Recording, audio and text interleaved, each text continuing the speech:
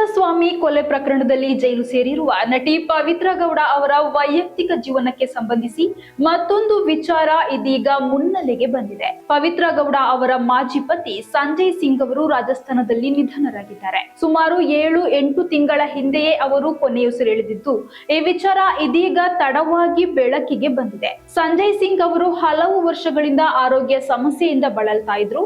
ರಾಜಸ್ಥಾನದಲ್ಲಿ ಚಿಕಿತ್ಸೆ ಪಡೆಯುತ್ತಿದ್ದ ಅವರು ಚಿಕಿತ್ಸೆ ಫಲಕಾರಿಯಾಗದೆ ಮೃತಪಟ್ಟಿದ್ದಾರೆ.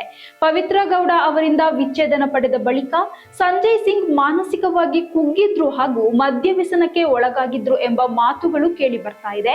ಇದೇ ಅವರ ಅಕಾಲಿಕ ಸಾವಿಗೆ ಮುಖ್ಯ ಕಾರಣ ಎನ್ನಲಾಗಿದೆ.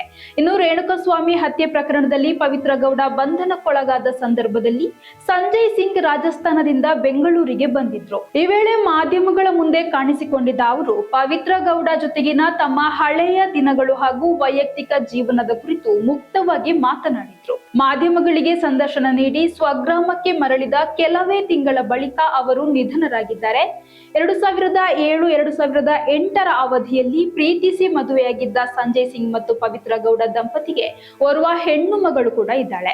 ಆದರೆ ದಾಂಪತ್ಯ ಜೀವನದಲ್ಲಿ ಉಂಟಾದ ಮನಸ್ತಾಪದಿಂದಾಗಿ 2011ರಲ್ಲಿ ಇಬ್ಬರು ಕಾನೂನಾತ್ಮಕವಾಗಿ ವಿಚ್ಛೇದನ ಪಡೆದು ಬೇರೆಯಾಗಿದ್ರು.